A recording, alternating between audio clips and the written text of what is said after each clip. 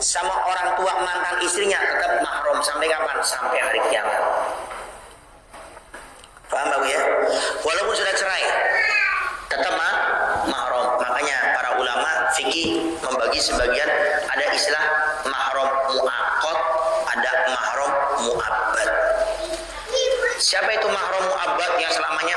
Di antaranya mertua.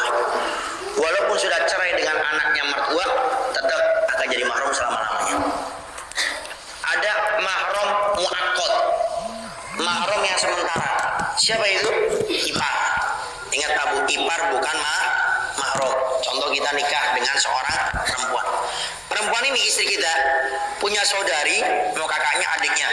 Ini secara fikih babu bukan mahram. Tapi kita tidak boleh menikah dengannya. Jadi seakan-akan mahram. Makanya bahasanya mahram sementara. Tapi ternyata naudzubillah dzalik, kita sama istri cerai atau meninggal, baru setelah itu boleh nikah sama saudarinya, mau kakaknya atau adiknya. Makanya ada istilah naik turun ranjang. Ya. Itu para ulama mengatakan mahram muaqqat, mahram yang sementara. Paham ya? Jadi intinya ipar bukan mahram. Baik. Kemudian yang ketiga, ya, ada lewat rodo. Seorang anak yang disusui, rodo itu artinya disusui, Bapak. Contoh, ada ibu punya, ini banyak dipakai sama para ulama juga. Jadi biar nanti hubungannya gampang dengan anaknya. Ibu punya teman, yang temannya ini punya anak. Anaknya laki-laki, sehingga ibu nanti kalau ke rumahnya sungkan. Ada anak laki-lakinya harus pakai kerudung tuh. Nah biar gampang bagaimana? Disusui sama ibu. Syaratnya disusui sebelum usia 2 tahun, dan disusui sebelum usia 2 tahun itu 5 kali susuan yang mengenyangkan. Definisi mengenyangkan itu apa? Ada 2 pendapat para ulama. Satu, disusui mengenyangkan itu sampai sekarang dia tidur, lagi disusui babu, bayinya tidur. Itu 1 kali yang mengenyangkan. 5 kali disusui seperti itu jadi mahram langsung. Yang penting syaratnya ingat belum usia 2 tahun. Atau mengenyangkan kata para ulama sampai dia nyusu melepas dengan sendirinya. Itu 1 kali mengenyangkan. 5 kali jadi mahram. Nah nanti kalau ibu menyusui anak laki-laki temannya ibu, maka nanti akan jadi mahram. Sehingga nanti ibu kalau ke rumahnya, mama seandainya ibu lagi ngobrol tidak pakai kerudung, anaknya masuk, tetap tidak wajib nutup auratnya bagian rambut. Kenapa? Karena jadi mahram lewat rodo. Nah ini yang gini kadang jarang dijelaskan. Cuma para ulama babu banyak yang pakai ini. Jadi biasanya nanti biar gampang komunikasinya, ya. Karena nanti di saat ke rumah ininya, ternyata nanti tidak ada mahramnya, cuma anaknya saja repot. Nah, kalau nanti pas ke situ ada anak rodonya kan enak, tidak harus buka kerudungnya, artinya bisa nyantai. Ya, itu 3 definisi yang namanya mahram. Ada mahram sekali lagi lewat kandung, syakik, ada mahram lewat pernikahan, musyawarah, ada mahram lewat susuan. Baik. Kemudian yang keempat, ya, menyentuh laki perempuan, ya, yang ajnabiyah, jadi batal. Min ghairi hail, tanpa adanya penghalang. Kalau ada penghalang Bapak Ibu tidak batal. Contoh ibu para istri nyentuh suami tapi pakai penghalang. Contoh pakai kain mukena. Ibu salaman, biar ibu nggak batal, yang punya wudu bapak nggak batal, silakan Bapak Ibu salaman, cuma pakai penghalang. Jadi istri bagian lengan mukenanya, tangannya diikat, kemudian silakan Bapak Ibu cium tangan. Ada penghalang bagaimana, Beb? Tidak batal, karena yang batal langsung bersentuhan kulit dengan kulit. Tapi kalau ada penghalang tidak batal. Ustaz, kalau begitu bagaimana sekarang kalau seandainya ada seorang ustaz, contoh ini ya, contoh dia bersalaman dengan santriwatinya tapi pakai penghalang. Santriwatinya itu ya tangannya diikat, ya pakai apa itu, kain atau apa, kemudian mencium tangan kiainya atau ustadznya pakai penghalang. Bicara masalah fikih Pak Bu tidak batal, betul, karena ada penghalang. Tapi bicara masalah tasawuf, masalah hati, hukumnya tetap haram. Kenapa? Ada unsur syahwatnya. Anda jangan bilang, oh kalau saya nggak ada syahwatnya, Anda bukan manusia normal. Manusia normal punya syahwat. Makanya hati-hati Pak Bu. Ini saya pernah lihat beberapa kali video, ada seorang yang katanya ustaz, katanya kiai, salaman sama santriwatinya, itu haram, nggak boleh. Walaupun pakai penghalang, Bib, tetap haram, nggak boleh. Kenapa? Melihat saja Pak Bu, kata Nabi, itu sahmun masmum, panahan beracun daripada panahnya iblis. Melihat loh ya, ini mencium, coba bayangkan. Maka bicara fikih sekali lagi tidak batal. Tapi bicara tentang tasawuf, maka itu dilarang. Sehingga Pak Bu Al-Fakir saya juga pernah mengalami. Habis kajian, ada ibu-ibu atau pemudi mau cium tangan. Saya bilang, enggak usah Habib, kan saya pakai penghalang. Iya, saya jawab, kalau masalah fikih nggak batal. Cuma masalah syahwat bagaimana? Bapak Ibu jangan kira saya ini ustadz gak ada syahwatnya. Enggak.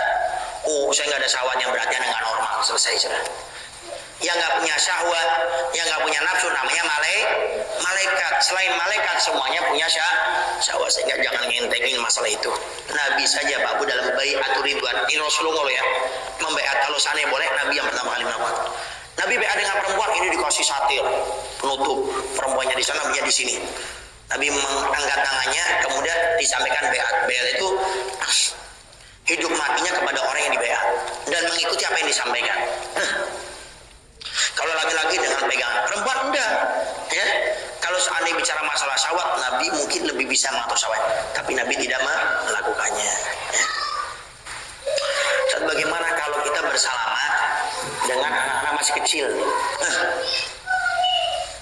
Batal enggak wudunya? Nah, ada dua pendapat ulama. Yang pertama, kalau belum balik enggak apa-apa. Selama belum balik. Yang kedua pendapat, kalau kita melihat dia sudah timbul syahwat, maka tidak boleh bersalaman dengannya. Artinya batal wudu. Sudah, para ulama itu sebagian yang Al-Fakir tahu, itu lebih memilih selama belum balik usia untuk tarbiyah. Salaman ke ustadz, ke ulama. Yang penting belum balik. Sudah enggak apa-apa, niatnya untuk tarbiyah. Pendidikan, biar anak semenjak kecil suka dengan ustadz, kiai, dan para ulama. Baik. Kemudian yang terakhir, wa masu farjil adami bi batinil kaf, menyentuh kemaluan manusia ya dengan telapak tangan bagian dalam. Ini batal bau. Laki megang kemaluan sendiri, perempuan megang kemaluan sendiri, itu batal. Ya, kecuali bagian luar bau yang ini. Jadi kalau laki-laki nyentuh kemaluannya dengan ini, perempuan itu tidak batal. Tapi kalau pakai telapak tangan bagian dalam, maka batal. Ya, maka akan batal.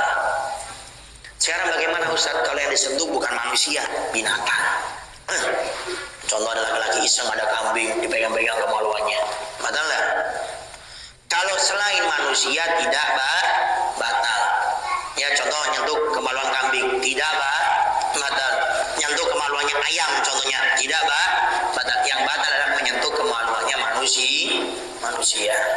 Ustaz bagaimana kalau kita memandikan jenazah?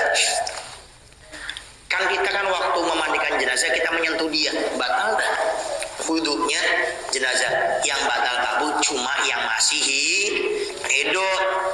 Yang sudah meninggal dunia tidak ada istilah batal. Kalau batal nanti ulangi lagi, repot ruwet nanti. Ya. Jadi kalau ada seorang suami meninggal, kemudian istrinya ingin mencium keningnya untuk yang terakhir kali, yang biasanya gitu nih, sebelum keluarga, masih nggak puas, pengen dicium lagi, silakan dicium. Anda yang istri batal wudu, tapi bagi mayit tidak batal wudu, karena batal wudu juga itu berlaku bagi yang masih hidup, tidak yang sudah meninggal dunia. Baik, para hadirin wal hadirat yang dimuliakan oleh Allah Subhanahu wa taala, mungkin itu saja yang bisa Al-Fakir sampaikan. Nanti akan datang kita akan membahas tentang siapakah orang yang diwajibkan mandi. Insya Allah akan kita bahas pada pertemuan yang akan datang. Ini kalau ngaji fikih babu pelan-pelan banget karena ini butuh pemahaman, beda sama ngaji tasawuf, ngaji nahu sorob. Fikih ini dikira enteng babu, tapi kalau sudah dibahas ini bisa panjang lebar. Ya, pokoknya kalau nggak tahu tanya. Baik, barangkali yang mau tanyakan silakan. Satu penanya dari jamaah laki-laki yang mewakili, satu penanya dari jamaah perempuan yang mewakili. Wallahu a'lam bishawab. Baik, dari laki-lakinya dia mau nanya. Boleh, silakan. Kalau habis wudhu terus makan, batal ya? Nah.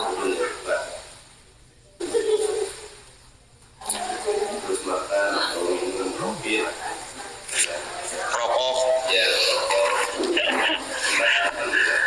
Baik, dari yang perempuannya ada? Ada? Ibu berdua? Nih, ibu ada yang mau nanya berdua? Dari tadi diskusi kayaknya pas anak kajian. Mau nanya? Ada? Nggak ada? Silakan ibu. Bagaimana hukumnya kalau perempuan laki-laki salaman di luar wudhu gitu? Hukumnya haram apa makruh?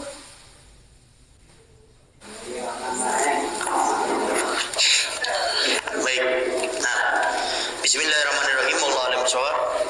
Yang pertama, apakah batal wudhu seseorang setelah berwudhu makan minum? Hukumnya tidak batal. Yang membatalkan wudhu cuma yang 5 tadi. Selain 5 ini tidak batal. Cuma sunnah habis makan itu kumur-kumur karena takutnya nanti ada yang tersisa ketelan di saat sholat, batal sholatnya, ya. Cuma sunnah. Aduh, saya tadi habis makan tapi saya lupa wudhu tadi sholat. Nggak apa-apa, karena makan ini tidak batal wudhu, ya, termasuk makan. Kenapa disunahkan kumur-kumur? Karena takutnya ada yang tersisa. Ustaz, bagaimana kalau saya sholat ada sisa makanan, nyempil, ya? Selama bapak ibu tidak telan tidak batal. Tapi kalau ditelan baru batal. Sehingga apa pilihannya? Satu, dijaga, jangan sampai ketelan. Atau kedua, silakan bapak ibu dikeluarkan, ya. Wallahu a'lam bishawab. Yang kedua, bagaimana hukumnya seorang laki perempuan bersalaman kalau bukan mahram? Dilarang, tidak boleh dalam alasan apapun. Nabi saja Pak Bu, kalau boleh bersalaman. Nabi waktu beat salaman dengan perempuan. Nabi saja yang sempurna tidak salaman Pak Bu. Kita yang banyak dosanya, banyak alasan. Kan Ustaz Idul Fitri, kan Ustaz Idul Adha, baru selesai puasa langsung ngelakuin dosa habis Idul Fitri. Baru selesai sholat Idul Adha langsung melakukan dosa apa? Bersalaman bukan dengan mahramnya. Kata Nabi Aukamaqol, daripada umatku bersalaman bukan dengan mahramnya, maka lebih baik ditimpakan dengan timapan Aukamaqol. Pokoknya bersalaman bukan dengan mahramnya tidak boleh. Ustaz pakai penghalang tetap tidak boleh. Nama wallahu a'lam bishawab. Baik, mungkin itu saja yang bisa saya sampaikan pada kesempatan kali ini. Kumaha? Gimana Bu? Gimana Ibu? Mau nanya? Hah? Kalau lebaran katanya kan suka salaman. Kan tadi saya sudah bilang. Iya, kan tadi saya sudah bilang, nggak boleh. Makanya kalau lagi kajian jangan ngobrol sendiri.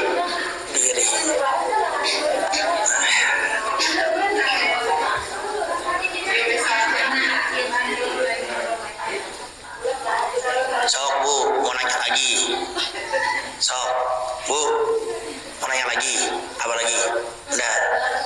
Makanya kalau lagi kajian, bau saya sudah ulangi, jangan ngobrol sendiri. Ya. Jawab salam itu Pak hukumnya wajib loh ya.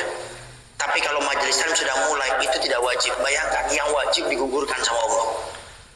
Makanya salah satu penyebab orang ngaji nggak berkah, nggak berubah sifat-sifatnya. Kenapa? Karena tidak menjaga adab etika di saat ngaji. Ya. Bapak kalau ibu kalau sudah datang ke kajian, kunci mulutnya masing-masing. Makanya saya selalu pesankan, kalau ngaji jangan duduk sama temen. Jangan duduk sama teman, ngobrol sendiri. Apalagi kajian fikih, Babu. Ibu nggak mikir ikut kajian tapi nggak dapat ilmunya. Emang. Jangan ngaji itu cuma cari berkah, Babu. Kata Gus Bah itu nggak bagus. Saya nggak cocok orang ngaji cuma cari berkah. Apa nggak fokus nanti ngobrol lah, bercanda, main HP. Kajiannya sudah sebulan sekali, nggak ngedengerin lagi. Kenapa sekarang ini, Babu? Banyak saya pribadi nih setiap tanya jawab itu pertanyaan diulang-ulang terus. Padahal sudah kita sering jelasin. Kenapa? Setelah dicari tuh ngobrol sendiri. Maka lagi kajian, dengarkan. Kok ngobrol, mau nanya nanti selesai kajian, tanya. Kan tadi saya sudah jelaskan barusan. Tidak boleh bersalaman. Habis Idul Fitri, datang ke rumah salaman-salaman. Tidak boleh. Baru saat Idul Fitri langsung lakuin dosa. Habis saat Idul Adha langsung lakuin dosa. Salam-salaman. Nabi saja, ini saya kasih contoh yang sempurna, Babu. Nabi, manusia sempurna, baik tidak salaman sama perempuan. Apalagi orang-orang seperti kita yang banyak dosanya gitu. Tidak boleh. Ustaz pakai penghalang, tetap tidak boleh. Itu hukum fikih saja. Hukum fikih tidak batal, tapi hukum masalah tasawuf tetap tidak boleh. Makanya Babu kalau ngaji, cicing, diam, mau ngobrol, selesai kajian. Mau diskusi sama ustaznya, selesai kajian, sok tanya. Makanya saya setiap kajian dimanapun rutinan, pasti ada sisi tanya jawab. Kenapa? Karena biasanya ada yang nggak paham. Yang lebih ajib lagi, kita jelaskan panjang lebar, nanya yang dari tadi udah dijelasin. Kan ajib itu namanya. Ya. Maka usahakan kalau lagi ngaji, diam, dengarkan. Habis selesai, sok Bapak Ibu ngobrol sampai berbusa, nggak masalah. Karena yang saya khawatirkan Bapak Ibu ngaji, tapi nggak dapat ilmunya. Karena emang udah ngaji di sini sebulan sekali, kemudian Bapak Ibu ngobrol, nggak dapat ilmunya. Kan emang ngaji itu Babu jangan cari berkahnya saja, tapi cari ilmunya. Baik, itu saja yang bisa kita sampaikan. Kita tutup dengan salat busro 3 kali. Semoga apa yang kita niatkan, apa yang kita hajatkan, semuanya dikabulkan oleh Allah Subhanahu Wa Taala. Bismillahirrahmanirrahim. Allahumma salli wa sallim ala sayyidina